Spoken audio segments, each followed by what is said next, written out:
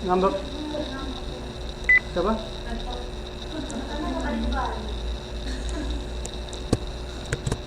Enggak, itu yang tadi yang maksud saya Mas Soma.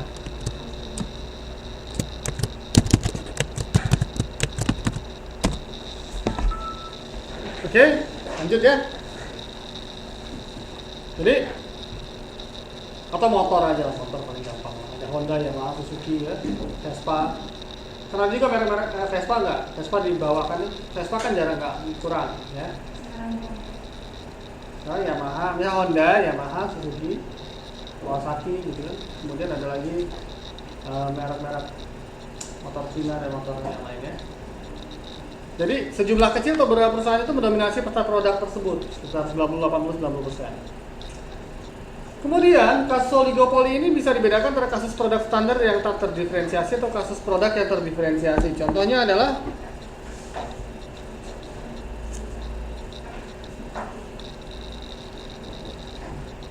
kalau kasus yang pertama ini yang terdiferensiasi misalnya bahan mentah, misalnya baja, tembaga, aluminium dan sebagainya. Tetapi yang dengan diferensiasi produk adalah misalnya barang-barang konsumsi seperti mobil, sepeda motor, ban, ya. Kayak mobil kan jelas ada yang buat orang-orang yang rada miskin gitu kan. Maksudnya nggak punya duit tapi pengen bawa banyak, ya.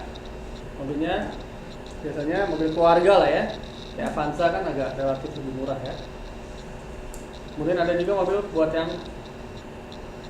orang sedan gitu ya. Yang buat orang kaya ya, misalnya Toyota apa gitu, Camry gitu ya. Mereka semua punya diferensiasi. Atau TV ada yang 20 inci, nggak ada lagi secara tiga. Mungkin paling kecil berapa inci ya sekarang? 17 inci mungkin ya. Sekarang tapi ada juga 50 inci kan. Kalau kamarnya kecil pasang 50 inci gitu kan.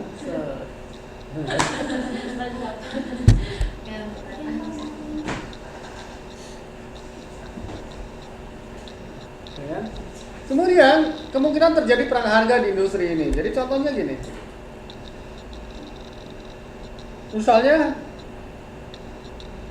harga ya. Misalnya sepeda motor. Misalnya sepeda motor X, merek X. Dia quoting harga 500.000. Ya kan? Wah, yang Y ini nggak mau kalah. Kalau nggak dia kehilangan. Misalnya Yamaha quoting 500.000. Nah, Honda juga mungkin quoting juga gitu ya. Karena apa? Nanti orang pindah ke Yamaha misalnya. Ya seperti itu ya. Atau HP lah. Handphone kan yang paling jelas lah. Handphone kan ada Apple cuma di sini kan, iPhone-iPhonean gitu kan dan sebangsanya. Kemudian ada Samsung. Kemudian sekarang yang ada lagi Xiaomi. Ya, Xiaomi. Kemudian apalagi yang lain-lain gitu kan, ada yang ya. Kalau Nokia udah nggak ada lagi. Kemudian, kenapa rintangan yang cukup berat untuk masuk industri ini? Kenapa? Karena misalnya ada hak paten kayak tadi ya, ada hak paten, kemudian juga ada modal yang cukup besar. Ya. Juga ada teknologi. Ya.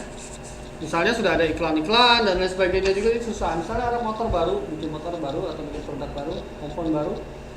Banyak kan produk-produk Cina, mereknya apa gitu. Ya. iPhone pakai AI, iPhone, ya kan? Kemudian apa lagi? Apa? Samsung gitu kan? Nah. Ya. Kemudian apa lagi? Whatever lah.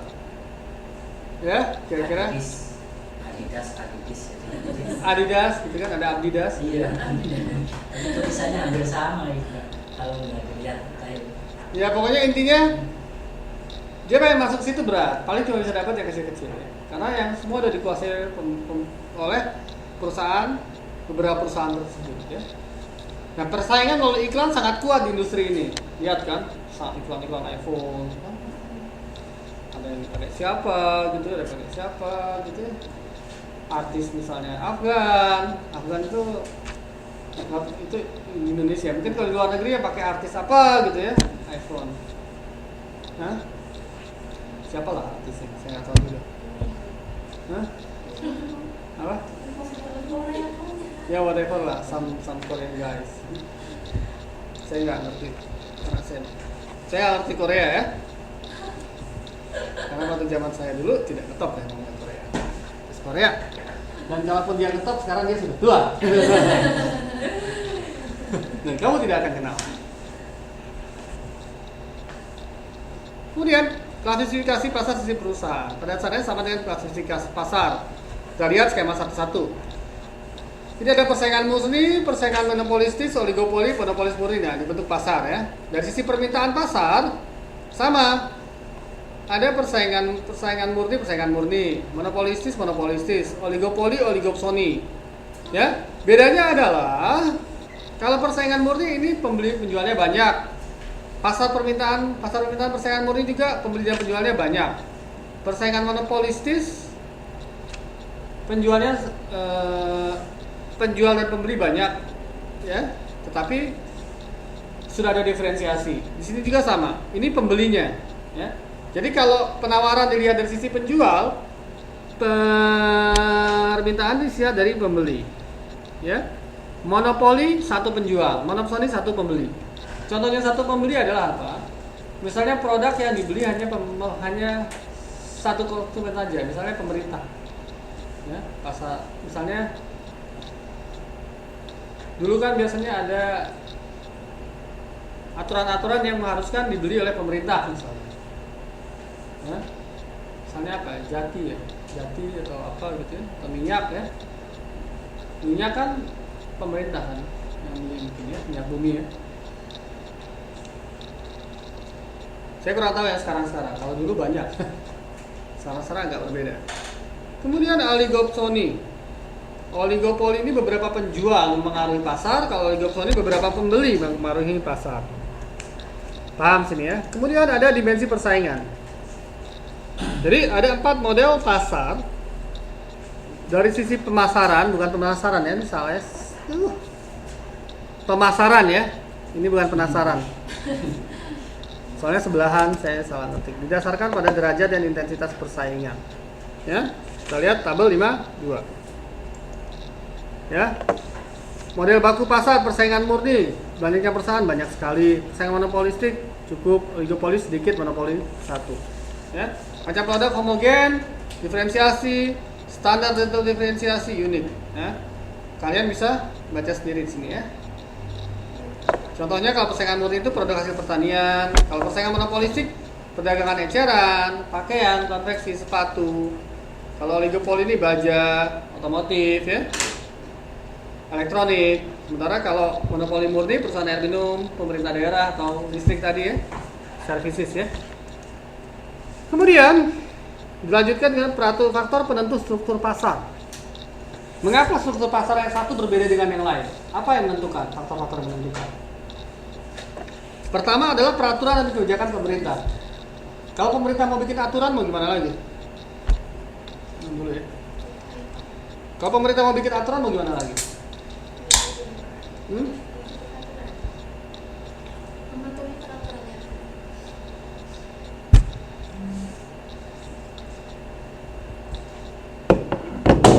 Sorry. Ya, ada punya tisu nggak? Ini ternyata nggak.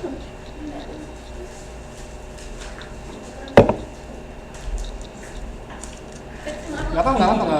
Ini buat ini doang. Enggak, rencananya saya mau yang baru-baru. Cukup nggak Pak? Kalau lagi ya? Cukup. Enggak, nanti kurang lah dikit lagi.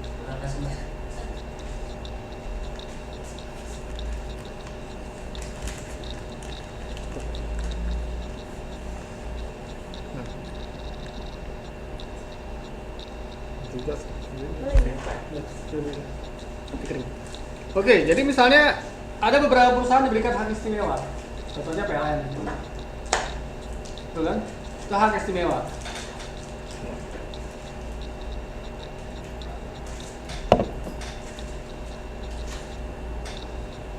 Kemudian kebijakan dan praktek bisnis. Merger atau atau penggabungan serta konsolidasi. Jadi beberapa perusahaan dulunya nggak mempengaruhi pasar, kemudian mereka bergabung supaya mempengaruhi pasar.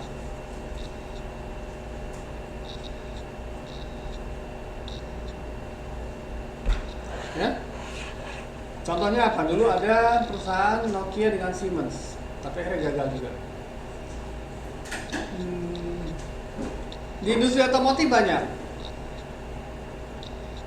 Suzuki dibeli oleh General Motor, ya. Apalagi ya? Banyak lah di otomotif. Cuma kalian mungkin nggak ini ya, nggak familiar ya. Kalau di Indonesia mungkin contohnya apa ya, merger itu ya.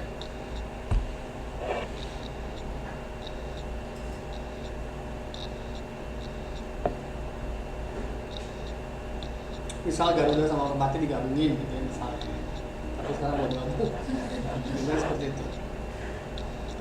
Kemudian tingkat teknologi. Tingkat teknologi ini biasanya perusahaan-perusahaan teknologi tinggi ya.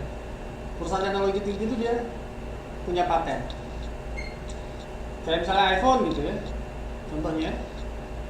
Itu akhirnya nggak ada yang bisa menyaingi misalnya. Atau iPhone itu nggak terlalu canggih ya. Atau apalah perusahaan teknologi. Jadi karena dia punya paten tertentu, ya, akhirnya dia tidak bisa disaingi oleh kompetitor yang lain. Karena apa? Kalau dia pakai produknya, misalnya teknologi tersebut, dia harus membayar ke yang punya, ya kan? Yang punya itu ya perusahaan pesaingnya, dan perusahaan pesaingnya kalau nggak mau ngasih, kan nggak bisa dipakai, ya.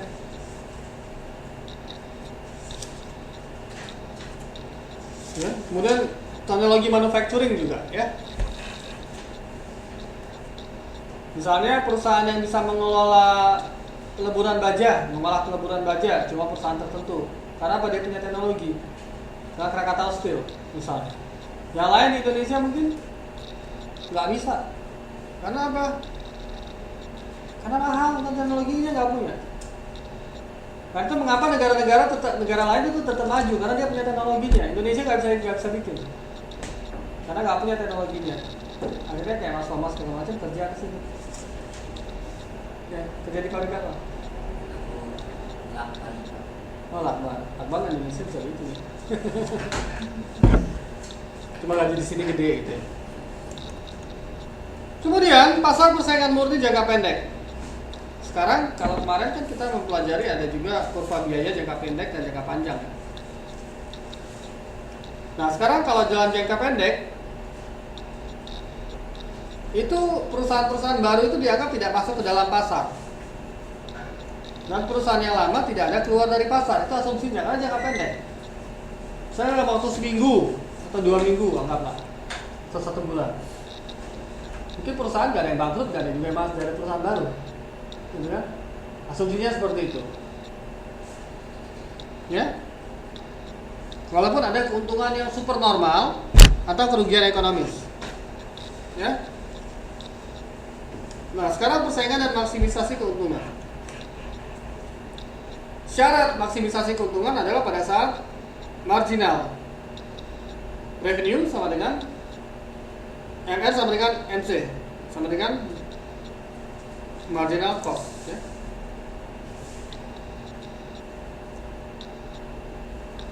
Nah, sekarang konsep persaingan murni, ya. Pada saat industri persaingan murni, maka dia akan terdiri dari banyak sekali penjual dan pembeli individual. Kemudian, produsen jelas memproduksi dan menawarkan barang secara homogen. Sehingga apa? Sehingga mereka, perusahaan tersebut tidak perlu biaya iklan, karena barangnya homogen. Ya, kalau pasar persaingan murni kan, misalnya produsen tadi jualan beras, ngapain buang duit?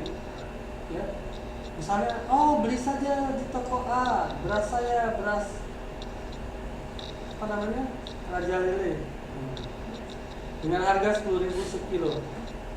Ke toko sebelah, dia nggak pakai iklan, berasnya apa? Raja Lele, harganya berapa 10.000. Ke toko yang jauh di sana juga sama juga, buat apa?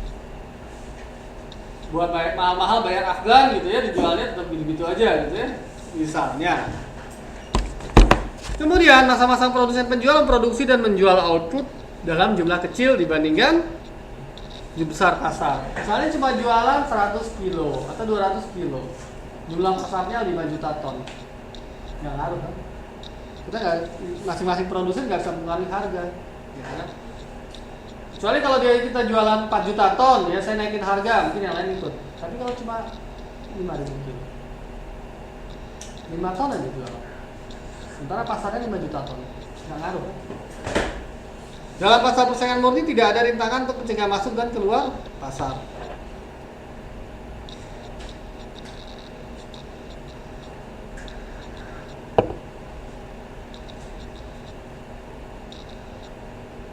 Ya.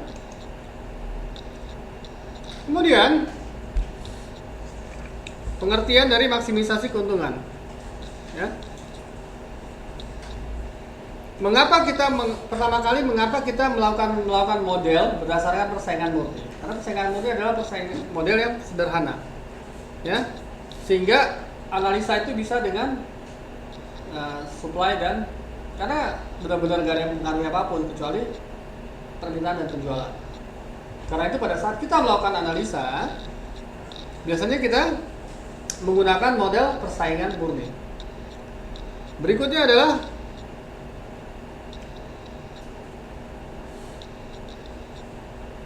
pengertian maksimisasi keuntungan. Jadi tujuan mencapai keuntungan maksimum digunakan untuk membuat pilihan yang diputuskan berdasarkan dua hal, yaitu berapa kuantitas output yang diproduksi dan berapa harga penjualan. Jelas ya? Jadi kalau misalnya kita pakai model yang lain kan kita mesti ngitung ya iklan, faktor si Afgan tadi, faktor apa namanya? Park Ji-sung, orang artis Korea tadi gitu kan. Ya? Atau artis siapalah whatever lah. Nah, ini tadi ya. Oke. Nah, ini harga penjualan kemudian ditentukan oleh mekanisme pasar. Jadi kita mudah. Ya, mekanisme pasar kan tinggal produk, quantity, kemudian ada price. Ingat enggak? Ini udah modul 5 loh. Saya ngajar dari modul 1 udah 5 kali. Kayaknya masih belum. Mas Soma itu belum lihat lagi sini. Ya kan? Ngerti? Kamu siapa? Haryanti. Sana? Ari, oh ya. Soma, Ari. Suma. Ari, Haryanti kamu? Sukarti. Kamu? Yunita, kamu? Tuturi. Wah, namanya. Iya, namanya udah nama pelajar gitu. Tuturi Handayani. Iya. Betul? Iya. Nah, berarti kamu harus jadi pelajar yang baik. Amin. Amin.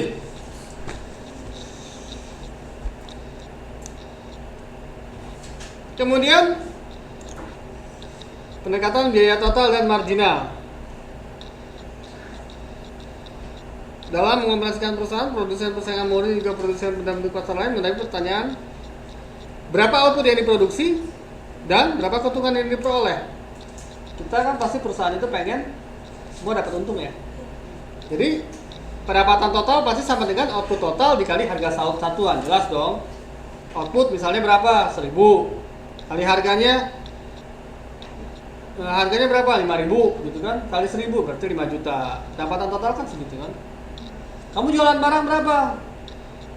1.000. Harga barang 5.000. Terus kamu dapatnya berapa? 3 juta. Nah, kan nggak benar. Hah? Bohong berarti. Atau dipalak preman gitu kan. Nah, biaya total adalah biaya tetap ditambah nih. Kita baru belajar 2 hari yang lalu nih. Biaya variabel dikali harga satuan. Karena biaya tetap fixed cost seperti saya bilang biasanya adalah biaya yang dikeluarkan walaupun tidak ada produksi. Contohnya ya misalnya sewa tanah ya. Sewa gedung, ya, biaya lampu kan mesti ada lampu kan. Ya. Kemudian pendekatan biaya total dan marginal. Ya, kita lihat. Pertama kita pendapatan persatuan misalnya Rp4.000. Biaya tetapnya 0. Biaya total biaya totalnya 40.000. Biaya variabel 0. Keuntungannya biaya berapa? Keuntungan nggak ada ya, tapi ada biaya total 40.000. Ya, karena kerugian totalnya adalah minus 40. Karena apa? 0 dikurangi 40. Sekarang misalnya output totalnya 10 dikali 4.000, biaya tetapnya 40, biaya totalnya 40. Ya.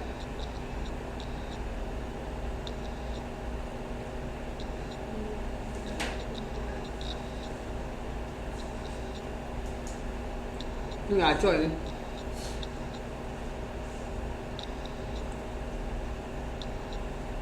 Ini bukan biaya total nih seharusnya nih ya.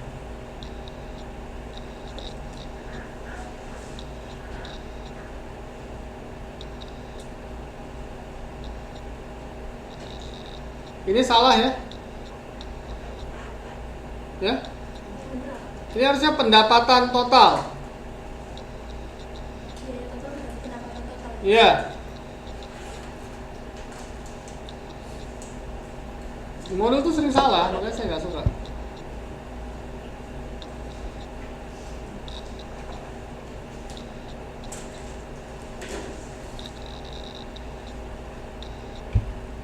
Kemudian yang biaya totalnya berarti biaya tetap.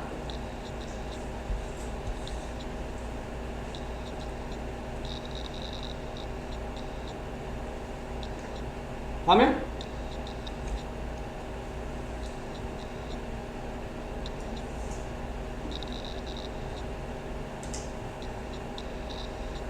Ngerti? Jadi misalnya 40 kali 10, 4.000 kali 10 kan? Misalnya sekarang di sini aja. 4.000 dikali 20 kan 80.000 ya. Jadi pendapatannya 80.000. Biaya tetapnya tetap 40 semua. Nah, ini juga ada yang salah. Pas di 70 ini harusnya 40 bukan 4,0. Yang diarsir ini ya.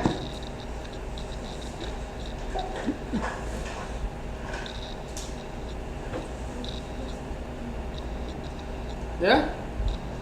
Biaya tetap kan harusnya 40 ya. Bukan 40, bukan 4. Salah lagi cetak di situ. Parah Pak sini. Oke. Nah, di sini kita lihat semuanya. Ini 80 pendapatannya, totalnya 130 karena biaya variabelnya kan dapat ya, 15 kan variabelnya. Dikali 20 dikali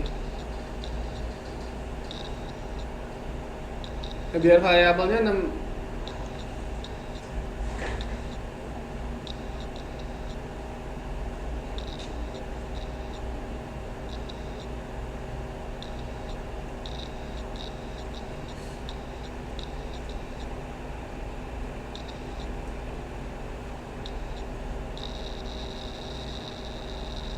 Oh, biaya variabelnya berbeda ini, dia nggak fix, tapi tetap menurun. Ini 60, 90, totalnya 130, 90 tambah 40 dikurangi 80 kan minus 50. 80 dikurangi 130 minus 50, minus 30. Nah, titik pulang pokok terjadi pada saat harga output total 40. Ya, titik pulang pokoknya ya. Nah, setelah di atas 50 dia akan untung. Untungnya apa? Dia akan maksimum di 70. 75 ya. Tapi setelah itu dia menurun lagi ya. Sehingga grafiknya akan seperti ini. Tuh. Ya. Dia pertama rugi ya, turun lagi rugi. Minus berapa tadi? Minus 60. Terus sampai maksimum di satu titik sini kemudian turun lagi.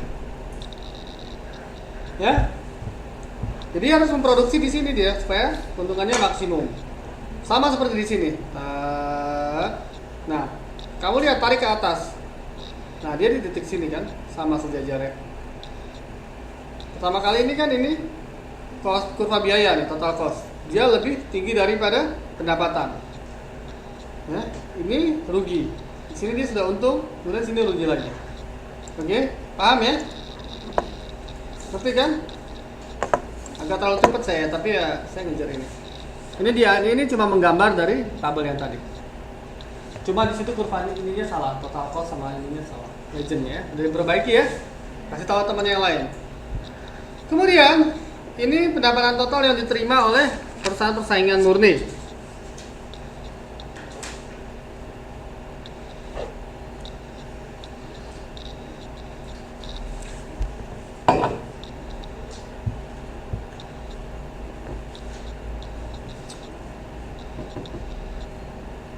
Ya. Ini kalau harganya P1, maka kalau harga P1 kan saya salah menjelaskan, mohon maaf. Jadi misalnya kurva itu adalah kuantitas dikali harga, karena itu dia berbentuk linear. Begini. Total revenue ya, tinggal price dikali quantity. Kalau price-nya tinggi dia akan seperti ini. Ya, makin curam. Kemudian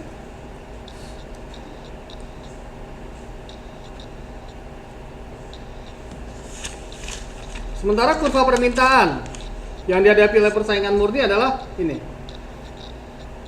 Mengapa? Berbentuk garis lurus. Ingat, pasar persaingan murni. Ya. Dia akan berbentuk selalu garis lurus. Karena apa? Karena tidak ada diferensiasi harga. Ya, mau harganya berapapun dia tetap segini. Ya, paham ya? Kuantitasnya tetap aja. Kuantitas banyak nih harganya tetap. Ya, misalnya ini barang 1, barang 2. Beras misalnya tadi saya bilang rojo lele, mau yang minta 1000, mau minta 2000, mau minta 1 juta, tetap aja harganya 10.000. Terus misalnya apa? Cianjur misalnya, ini D2. Ya, karena gak ada pengaruh, tetap harganya misalnya 15.000 misalnya. Jadi bukan nggak tahu beras yang mana yang enak kan? Bisa rojo lele, bisa rojo. Berikutnya adalah pengertian minimalisasi kerugian. Sekarang ada kalanya perusahaan itu dia berproduksi untuk meminimalkan kerugian. Misalnya pasar lagi turun, masih sepi, tapi dia harus kenapa? Tapi dia tetap harus buka, harus buka toko, harus memproduksi. Kenapa?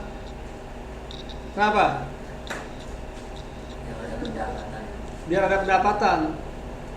Pendapatan itu walaupun dia rugi dia tetap buka. Kenapa? Melayani konsumen.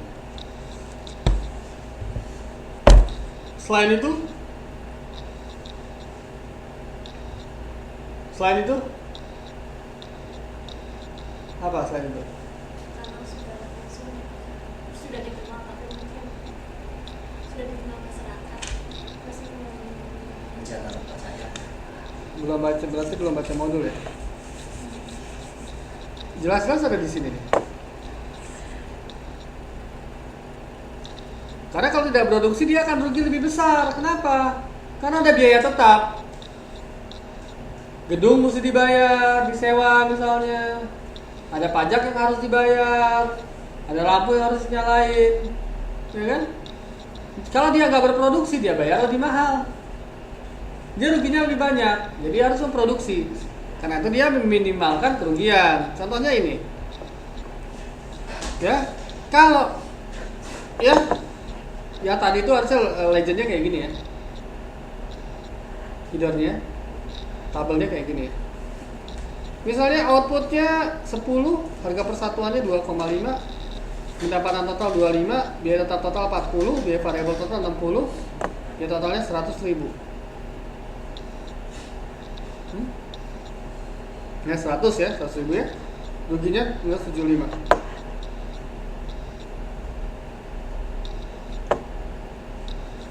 Ya. Nah, kita lihat. Kalau dia nggak berproduksi ruginya berapa? Kalau dia tidak berproduksi ruginya berapa? 40. Ya, kalau dia memproduksi 70, dia ruginya cuma minus 3, ruginya 30. Mending dia produksi sebanyak 70. Ya kan? Karena dia ruginya lebih dikit. Benar kan? Ya. Oh, gitu. Paham ya?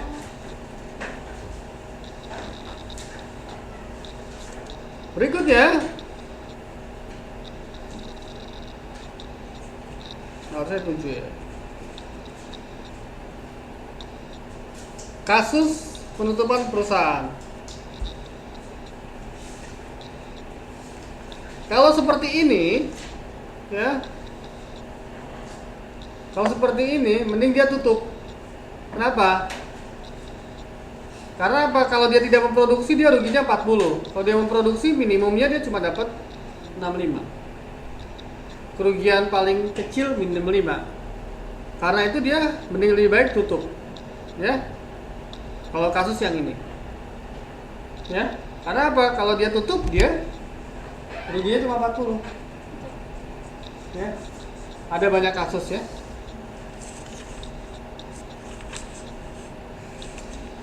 Tetapi ada juga memang perusahaan dia memproduksi untuk meminimalkan kerugian dan juga menjaga kelangsungan konsumen. Karena sudah dikenal juga tadi. Ya. Dengan harapan nanti pada satu saat, pada saat ekonomi membaik, dia akan untung. Cuma kan nggak sampai kapan kan menanggung kerugian. Oke, sekarang penerimaan marginal minus biaya marginal. Ya. Pendekatan dengan membandingkan biaya yang harus dikeluarkan dengan untuk memproduksi satu satuan tambahan output dengan pendapatan tambahan dari penjualan satu satuan output. Jadi marginal revenue sama dengan marginal cost. Ya, itu adalah titik optimum. Ya. Ya.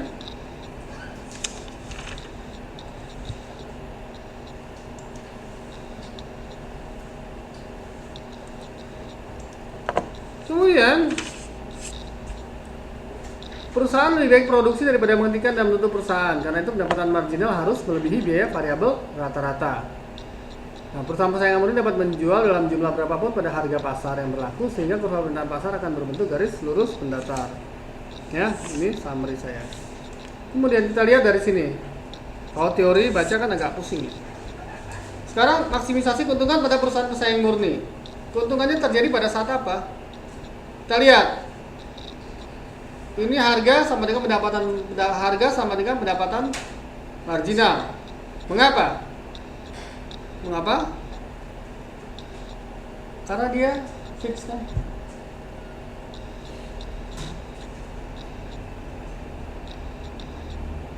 Salah kelas kan.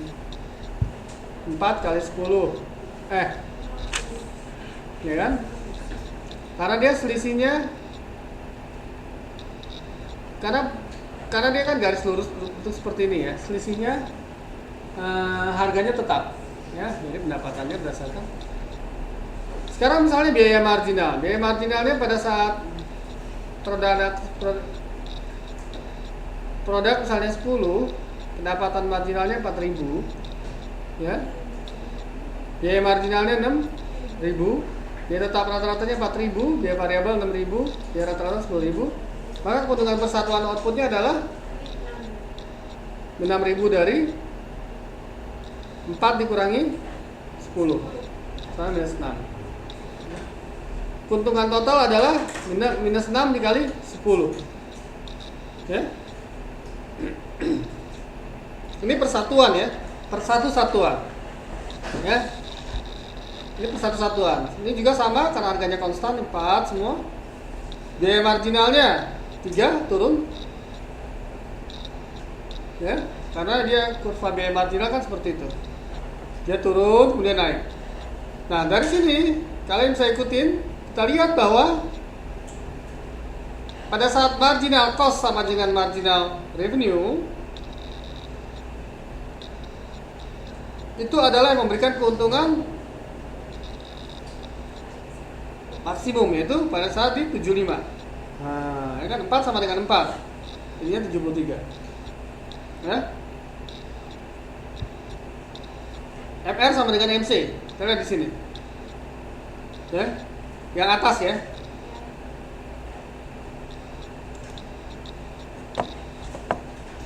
Jadi kita lihat kurvanya adalah marginal cost dia akan turun, kemudian naik, turun, naik, ya. Dari sini ke sini turun kan 6321 naik, ya. Kemudian average variable cost dia akan, ini kamu kan kemarin saya ajarin ini hari Kamis saya ajarin kan kurva-kurva beginian, masih ingat nggak Yunita ya, kamu ingat nggak? Karena apa kemarin pas bapak ngajarin ini pas bukan dengan Cuan itu apa? Ketik.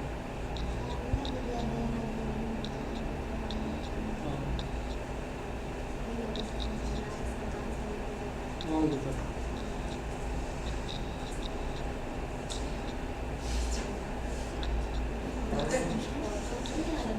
Iya, jadi di sini kalau selama marginal cost di bawah average cost, ya.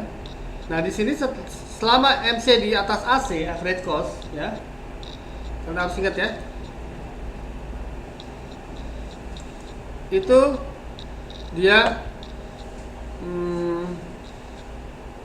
kita lihat mana MC, ya. Ini MC, ya, di atas AC kan, dia menurun, ya. Sampai di sini, pertama di sini, selama MC masih di bawah AC, dia grafiknya akan menaik. Kalaupun rugi dia akan berkurang kerugiannya sampai satu titik dia akan optimum di perpotongan antara MC dengan MR, ya. Itu adalah maksimumnya. Setelah di atas MC di atas MR, dia akan menurun, ya. Sementara pada saat perpotongan dengan AC, biaya minimum terjadi pada saat average cost minimum terjadi pada saat perpotongan MC dengan AC. Tetapi pada saat AC di atas, pada saat AC sudah di MC di atas AC, maka dia akan naik, ya. Biaya akan naik. Ini juga seperti ini. Pokoknya titik minimum itu pada saat semua perpotongan dengan MC, ya. Baik itu average cost atau average variable cost. Ini juga sama. Kalau ini adalah maksimalisasi keuntungan, ya. Kalau ini adalah minimalisasi kerugian. Di sini, ya. Kerugian minimum juga terjadi pada saat MC sama dengan MR. Paham ya? Kayaknya masih pada bingung ya. Tapi ya saya nggak bisa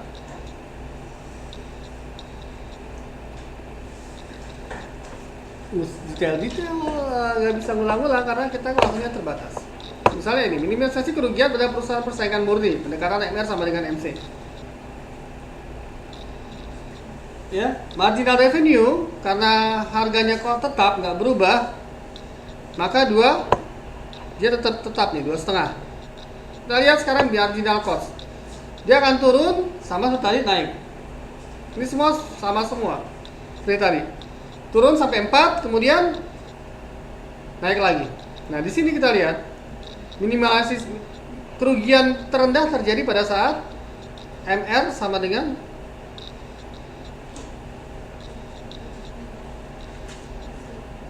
MC. Seharusnya ini di dekat 2,5 ya di sini ya. Ya, antara 60 dan 70 seharusnya. Ya. Karena di sini harusnya bukan 4 nih, harusnya di 2,5 kayaknya di sini, ya. Harusnya di 2,5 sama dengan 2,5. Ya. Antara 60 dan 70. Ya, itu adalah kerugian minimum. Ya.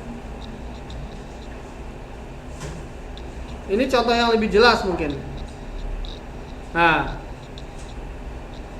antara produk total 60 dan 70. Kita lihat. 2 dengan 150, 2 dengan 250. Berarti di tengah-tengahnya mungkin sekitar 65. Ya. sekitar di 65, dia akan ada, kita lihat tarik ke sini kan, di sini, ya, 65, ya, ini kan di tengah-tengah gitu, ya, itu kerugian minimum, ya. Kenapa kok kerugian minimum bukan maksimalisasi keuntungan? Karena pada saat di sini dia hanya bisa menjual dengan harga 2000, ya. Dan pada saat itu krisis dan lain sebagainya, ya. Tapi dia tetap memproduksi karena supaya dia tidak tidak mengalami kerugian lebih banyak, ya. Paham ya? Paham nggak paham harus paham. Kemudian berikutnya adalah kurva penawaran jangka pendek, ya. Jadi pada gambar 5.7 ini menunjukkan aplikasi formula MR sama dengan MC, menggambarkan berbagai kurva biaya, tingkat harga dan pendapatan marginal atau MR yang ditentukan oleh interaksi kekuatan penawaran dan permintaan pasar, ya. Jadi kita sudah lihat bahwa perusahaan dia akan memaksimalkan keuntungan pada saat apa? Pada saat MR sama dengan MC. Juga kalau dia tidak bisa menjual lebih pada harga yang lebih tinggi, maka dia akan meminimalkan kerugian juga pada saat titik MR sama dengan MC. Ya, itu rumus yang harus Anda ingat. MR sama dengan MC. Sekarang kita lihat biaya marginal penawaran output oleh perusahaan pesaing murni dalam jangka pendek. Ini MC begini, ATC, ATC. Nah, di sini pada saat harga di P5, ya, pada saat di P5 ini terjadi ke untung atau rugi pada saat di P5. Mas Suma,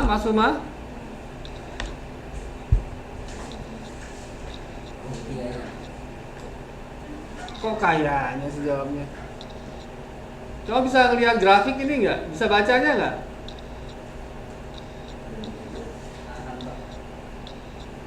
Yunita, Mbak Tuturi, Mbak panggilan siapa Uri? Nah, Tuturi, Tuturi, bukan Wuri, bukan ya Tut jangan ya, Tuturi. Yang depan siapa? Hartanti, Sukarti, Haryanti. Haryanti Sukarti. Sorry ya. Saya berusaha mengenal gitu ya. Iya, Pak. Saya lupa. Ari. Udah saya banyak sekarang. Ya lama-lama saya kenal. Tapi kalau yang baru-baru ini lupa.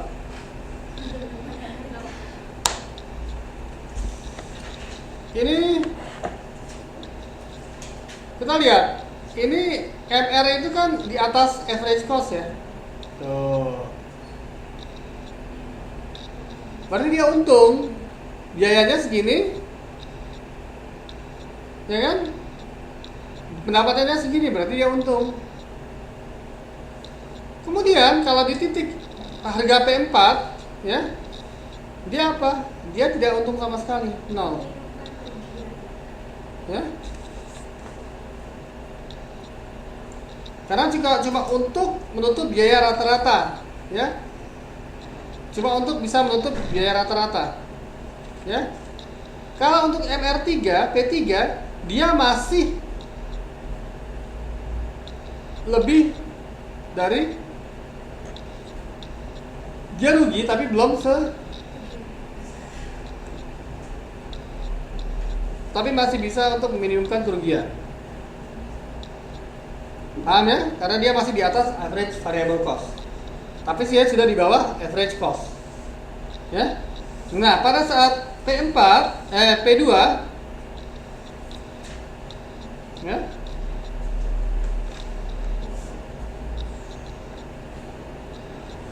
Kalau pada saat P2 ini dia ada di posisi yang sama dengan average variable cost. Jadi terserah dia mau nutup, dia memproduksi rugi sama dengan dia tidak berproduksi. Misalnya dia memproduksi rugi 10.000, rugi 10 juta, kalau dia tidak memproduksi rugi 10 juta.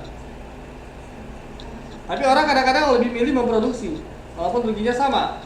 Kenapa? Supaya orang konsumen tetap tahu bahwa ini masih ada nih perusahaan. Kan siapa tahu kan ekonomi berubah nanti dia. Kemudian ini kalau di bawah sini adalah kita tutup aja lah ya. Udah mau bangkrut ini ya. Udah nggak bisa nutup ya. Oke, paham ya? Di sini untung, break even point, minimalisasi kerugian, nggak ada. Rugi sama nggak tutup sama jalan sama aja. Kemudian ini udah tutup, ya, gitu ya. Ya ini ringkasannya, ya. Perhatikan di sini, ya. Ya ini sebenarnya penjelasan dari yang tadi, ya.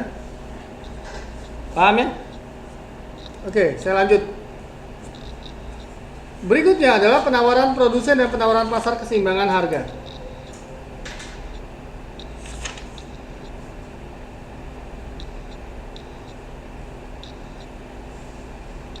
Harga keseimbangan ditentukan oleh permintaan dan penawaran pasar. Kemudian,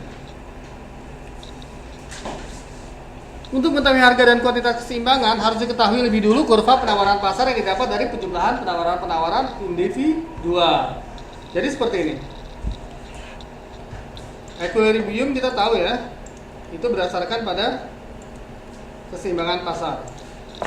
Kemudian, bila kita ingin mengetahui harga dan kuantitas keseimbangan, kita harus karena masih pasar itu kan terdiri dari banyak individu, perusahaan individu ya.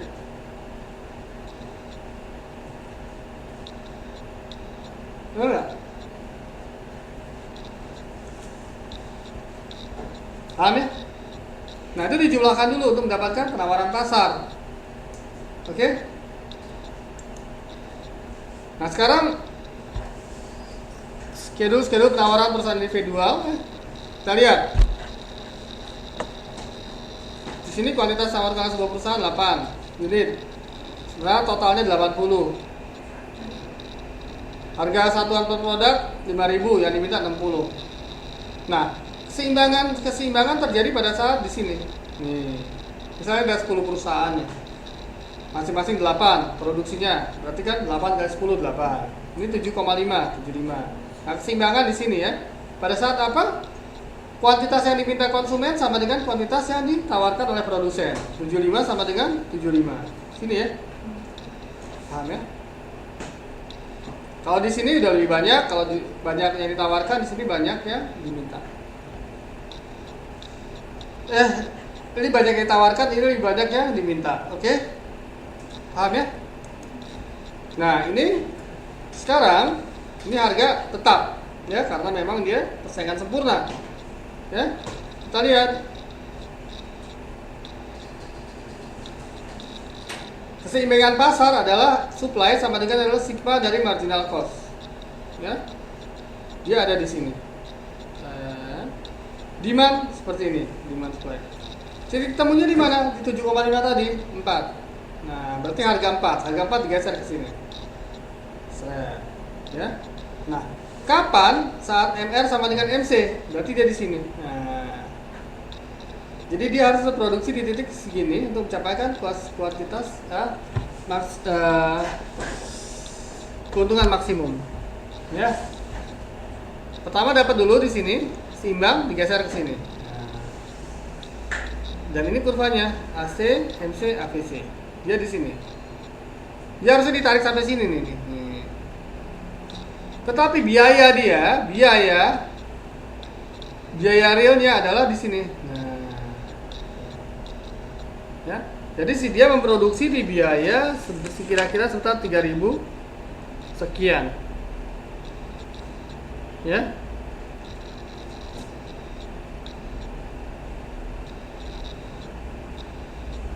Dia bisa untung tetap di sini. Ya.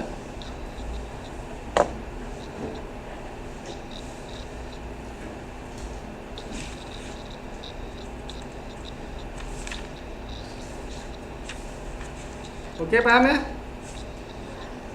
Nah, sekarang lanjut ke modul kegiatan belajar terakhir.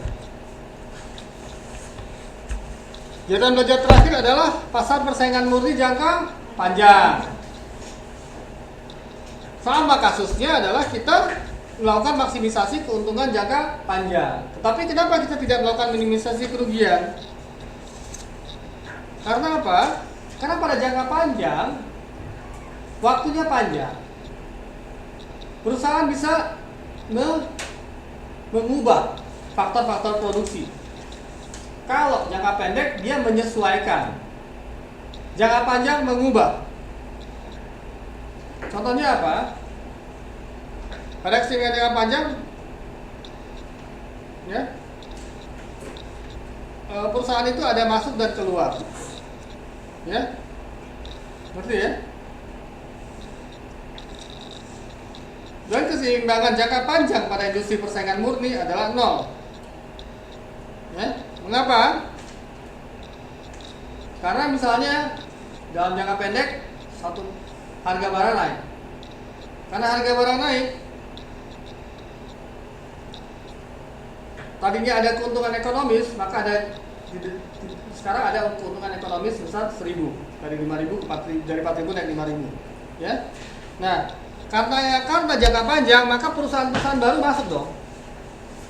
Oh, untung nih di sini kita jualan, bikin perusahaan baru. Nah, karena dia tidak ada barrier to entry, semua perusahaan tinggal baru gampang dengan masuk. Misalnya si Yunita jual nasi goreng di mana? Di Taipei sini. Kamu di mana? Taipei. Laku nih. Wah, karena laku, semua ikutan nih. Tadinya dia bisa jual 5.000, dapat untung, turun karena persaingan. Ya. Nah, seperti itulah. Akhirnya kembali lagi jadi 4.000 dia jual. Karena kalau 5.000 karena si ini jual lebih murah, tapi kan kalau untuk yang masuk akal 4.000. Ya. Akhirnya udah jadi 4.000 lagi. Ya. Seperti itu ya, karena ada masuk dan keluar perusahaan. Ya. Seperti ini nih. Pertama segini naik nih di sini. Naik jadi 5.000. Kemudian turun lagi. Nah, karena perusahaan masuk, ya kan? Perusahaan masuk berarti apa?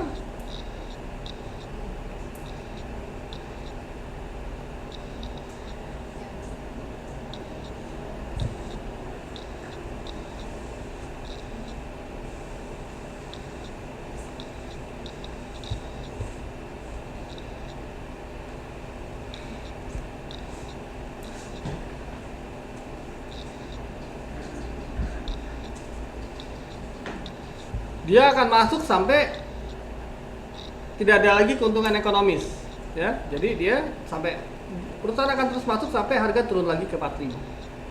Ya, paham ya di sini? Karena perusahaannya itu adalah perusahaan pasar itu adalah persaingan murni. Nah, berikutnya, ya. Ini contohnya di sini nih. Pertama kita lihat dari kuantitas output di sini. Pertama harga naik, ya, naik sini kan. Set. Ini kan tadinya supply-nya dari supply 2 dengan D2 menjadi supply 2 dengan tadinya supply 1 dengan D1, ya. Menjadi apa? Supply 1 dan D2. Nah, kan dia naik ke sini. Kemudian bergeser ke kanan, ya, karena permintaan,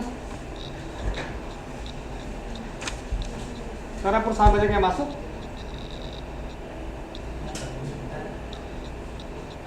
Tadi saya menyerahkan nilai semester kemarin, semester 2 kan? Iya. Ya.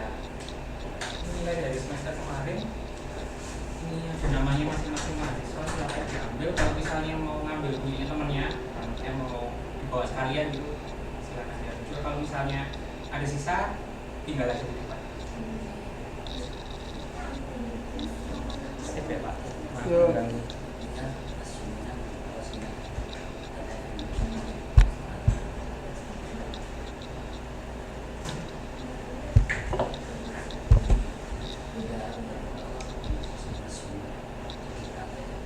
Kemudian karena supply-nya banyak, dia perusahaan masuk kan, supply bertambah. Dia akan berhenti sampai kemudian demand juga bergeser ke sini. Dia akan berhenti sampai harga kembali lagi normal. Oke, paham ya?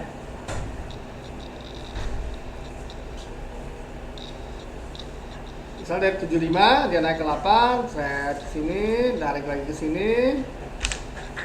Sini kayak berhenti lagi, muncul lagi demand baru berubah, balik lagi 8, harga turun lagi jadi 4. Ya, gitu. Nah, sekarang persaingan murni gambar 511.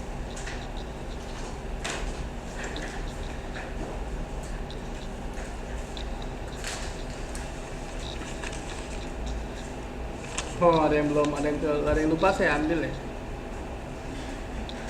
Ini sebetulnya sama saja. Kalau yang gambar 510 kebalikannya. Kalau yang tadi ada keuntungan ekonomis, 510 kebalikannya, kerugian ekonomis. Ya, misalnya dia dari 5, kalau itu saya gambarkan, kan gambarnya agak berbeda ya. Kalau itu terbalik lah. Anggaplah pertama dia harganya 4.000 atau 5.000, turun jadi 4.000. Berarti dia harusnya turun ke sini. Ini gambar 510 ya. Akhirnya apa? Tadinya dia ada di sini, demand-nya di sini. Mana tadi? Terbalik sebelum gambarnya nggak pas ya. Anggaplah demand-nya di sini.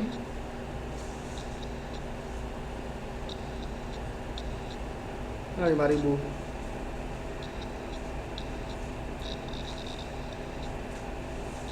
Ya di sinilah anggaplah. Gambar 510 ya. Saya lupa. Anggaplah 4.000, dari 4.000 karena rugi perusahaan keluar. Akhirnya perusahaan keluar sampai harganya kembali lagi naik menjadi 4.000. Ya, gambar 510. Coba lihat gambar 510.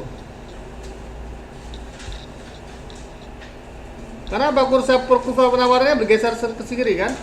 Kalau pasar keluar, kalau perusahaan keluar dari pasar, berarti apa? Supply-nya menurun. Kuantitasnya bergerak ke kiri. Dari misalnya dari 75 bergeser jadi 60. Betul kan?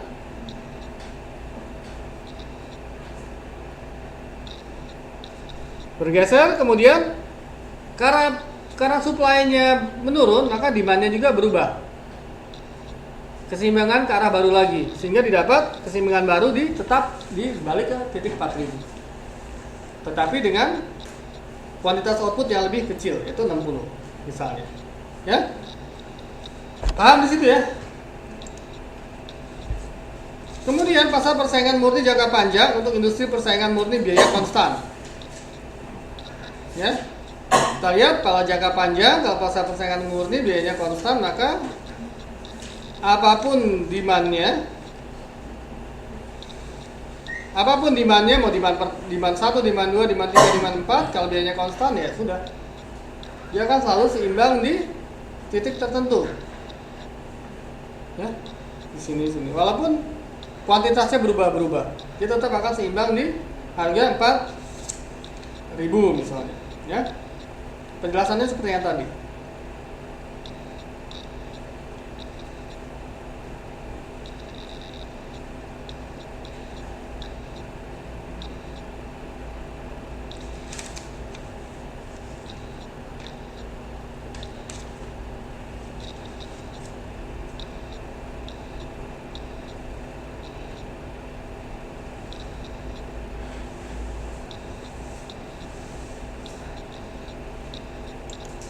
Kemudian sekarang ada gambar 512 dan ada 15.2b. Ini menunjukkan bimbingan biaya yang menanjak naik. Ya. Misalnya pertama keseimbangan adalah di 4.000. Dan ada sebanyak 10 produsen dengan masing-masing produksi sebanyak 7,5 satuan. Ya. Berarti totalnya 75 di sini ya.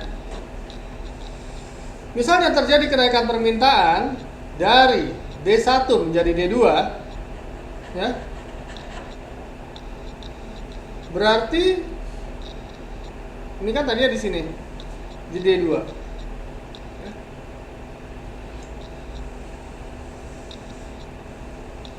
Maka keseimbangan pasar naik dan timbul keuntungan ekonomis dalam industri tersebut. Akhirnya perusahaan baru masuk, bergeserlah S1 menjadi S2. Ya, supply 1 berubah, geser ke sini. Akhirnya kuantitasnya banyak karena perusahaan baru masuk. Jadi dia 120 dengan biaya sebanyak 5.000. Ya. Nah, efeknya adalah apa? Dengan biaya menanjak naik, misalnya meningkatkan kuantiti, maka akan meningkatkan biaya, maka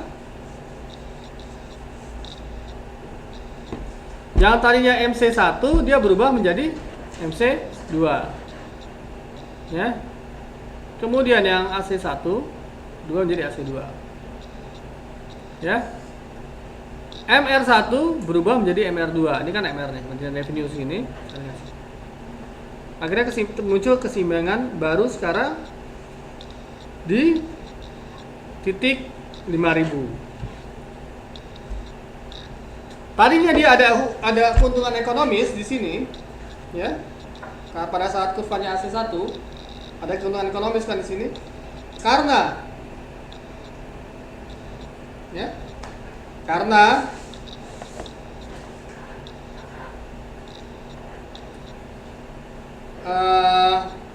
biayanya meningkat naik, ya, biayanya meningkat naik,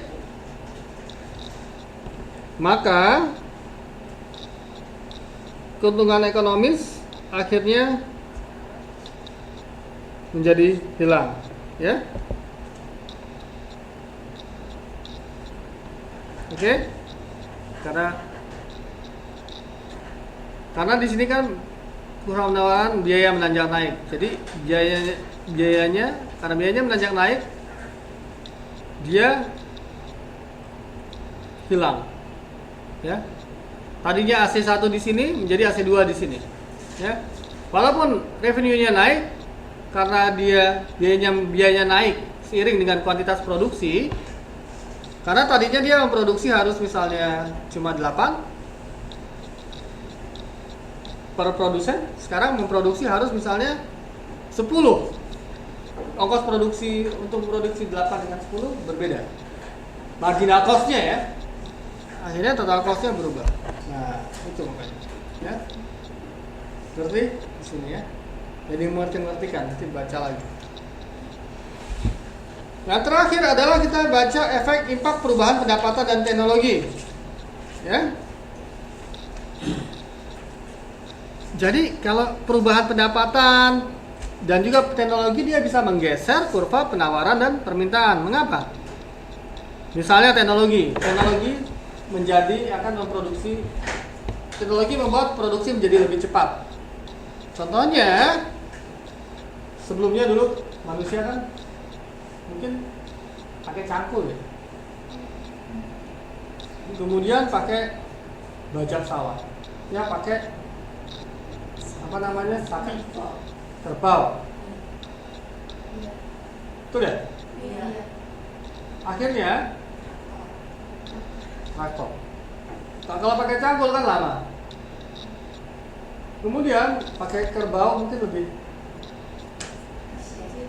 ya. Pakai traktor ya bisa lebih cepat lagi. Akhirnya produktivitasnya meningkat.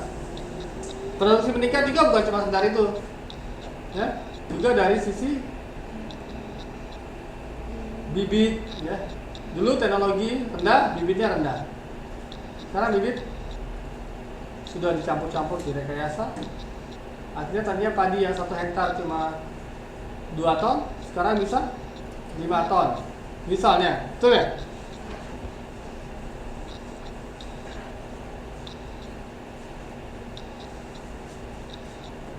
Paham ya di situ ya? Nah, sekarang misalnya efek ekonomi. Saya bahas efek ekonomi dulu. Persaingan murni memaksa produsen memproduksi barang-barang dan jasa-jasa yang paling diinginkan konsumen. Ya, karena kalau nggak diinginkan konsumen nggak laku. Ya. Kita mau produksi yang tidak diinginkan konsumen buat apa? Konsumen pengennya makan beras rojo lele. Dia tetap kekeh, maksudnya. Kekeh tahu kekeh? Tahu. Hah?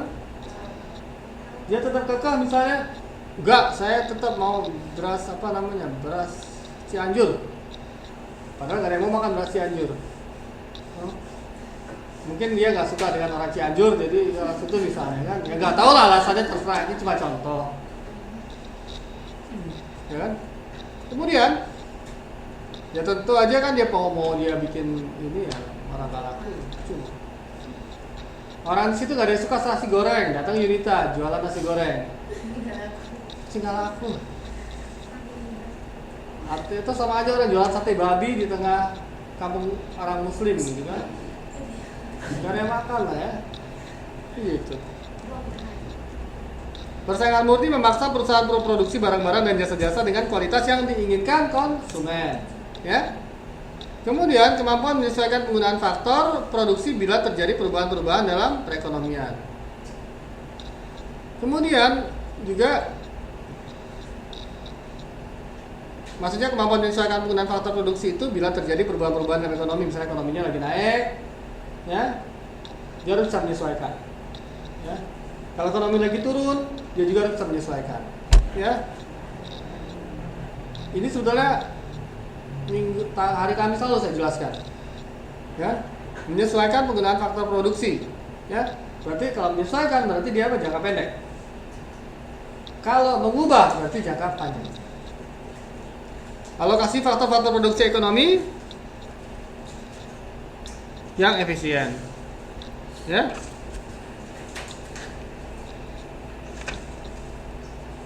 Sebagai hasil persaingan murni. Karena apa? Karena harganya konstan. Harganya nggak bisa berubah. Mau nggak mau dia harus segitu. Nggak bisa naikin harga. Dia harus terpaksa berproduksi pada tingkat biaya tertentu yang memungkinkan dia bisa menjual dengan harga P. Misalnya harga 5.000. Karena semua penjual memproduksi pada harga 5.000. Dia harus bisa menjual dengan harga maksimum 5.000. Dengan harga 5.000. Jadi dia harus produksi misalnya 4.500 atau 4.000 ya, supaya dia dapat untung. Dia tidak bisa memproduksi dengan harga 5.500. Karena kita ketahui dia itu konstan. Harga itu kan tetap. Tuh. Ya. Harga-harga di pasar persaingan murni kan tetap. Tidak berubah. Ya, berapapun kuantitasnya ya. Paham ya? Kemudian persaingan sehingga alokasi faktor produksi ekonominya ini juga harus efisien. Oke, paham ya? Kemudian ini titik keseimbangan individual jangka panjang MR sama dengan P sama dengan AC sama dengan MC. Oke, ini keseimbangan seperti ini. Ya, ini efek ekonomi. Kemudian kelemahan sistem harga persaingan murni. Sistem harga persaingan punya kelemahan juga. Pertama adalah masalah distribusi pendapatan. Pendapatan didistribusikan menurut pola tertentu yang menghasilkan struktur permintaan tertentu.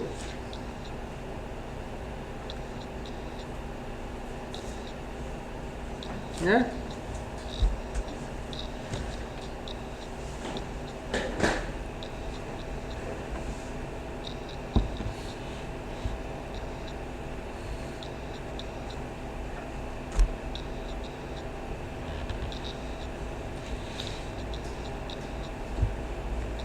Masalahnya di dunia ini kan orang itu ada yang kaya ada yang miskin ya. Jadi ya karena memang tidak ada pasar persaingan murni, ya.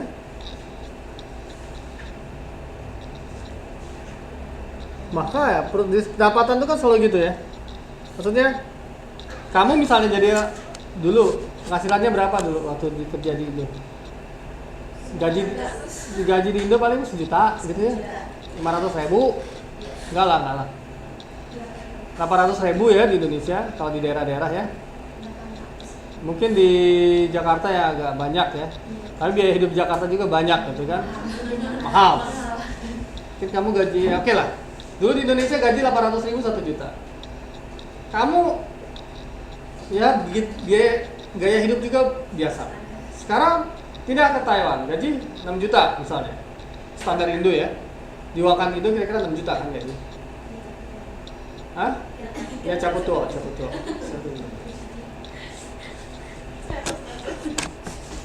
Camto. Hah? Oke. Kita lihat kamu juga bergerak, pola konsumsinya kan berubah. Ya. Tadinya pakai handphone merek iPhone gitu, misalnya, sekarang jadi iPhone beneran ya. Nah, atau iPhone gitu kan. Ya misalnya seperti itu ya. Itu contohnya di kita. Kalau orang kaya banget kan beda lagi dia.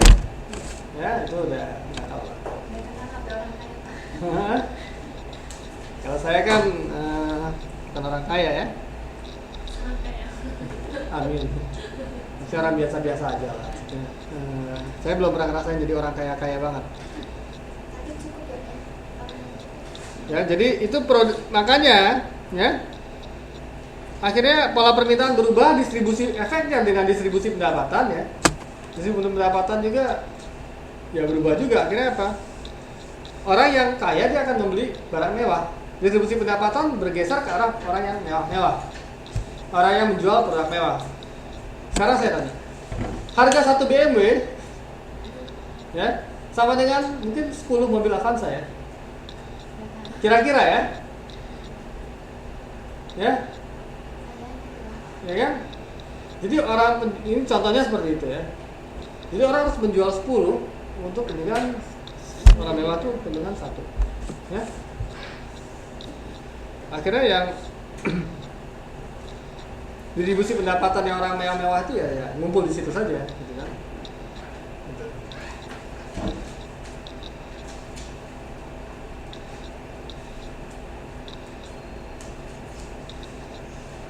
Orang tidak akan mau menjual untuk, akhirnya orang lebih tertarik untuk menjual kepada orang yang punya pendapatan kan, daripada orang biasa-biasa ya.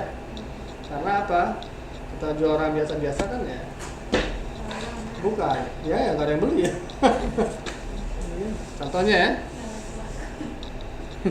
jarang ya. Kemudian itu maksudnya masalah distribusi pendapatan. Jadi orang cenderung akan memproduksi barang yang dimana orang memiliki pendapatan. Ya. Kadang-kadang saya juga bingung dengan kata-kata di sini, tapi enggak, emang jelek, buku ini jelek. Saya udah komplain. Kegagalan pasar sistem harga persaingan tidak dapat mengukur dengan tepat biaya dan manfaat eksternal yang cukup besar jumlahnya. Ya.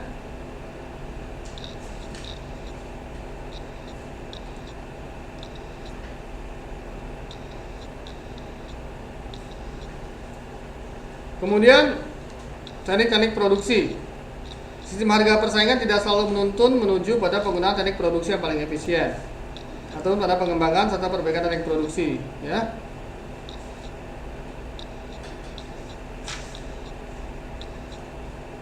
Karena apa? Karena karena pasar persaingan murni itu produksinya itu sedikit-sedikit. Karena penjualnya sangat banyak. Sementara kadang-kadang untuk mencapai skala produksi yang paling murah, skala produksi itu harus besar.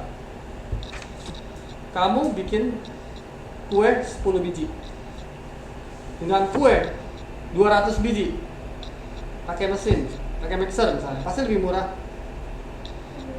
200 biji, ya kan? Biayanya pasti lebih murah karena ada beberapa ongkos yang variabel kan, variabel costnya pasti akan turun. Nah, jadi karena pasar persaingan murni itu penjual dan pembelinya banyak, dia belum sampai kepada tahap skala ekonomis, dia sudah berhenti berproduksi. Ngerti kan? Nah, itu jadinya. Itu masalah kekurangannya di sini. Kemudian mempersempit tentang pilihan konsumen. Karena yang dijual cuma itu aja. beras ya, beras aja, minyak aja ya, gitu ya. Ya, aneh. Beda dengan oligopoli, ada diferensiasi, bisa pakai Afgan. Misalnya, oke, saya punya handphone ini loh, kenapa? Bagus nggak? Nggak tahu sih, tapi yang pakai Afgan gitu kan. Atau misalnya Mas Suma suka Sukanya Agnes. Agnes Monica gitu, ya? Atau mau ngapain? Oke, sampai di sini pas waktunya kita selesai dengan modul 5. Terima kasih. Assalamualaikum warahmatullahi wabarakatuh.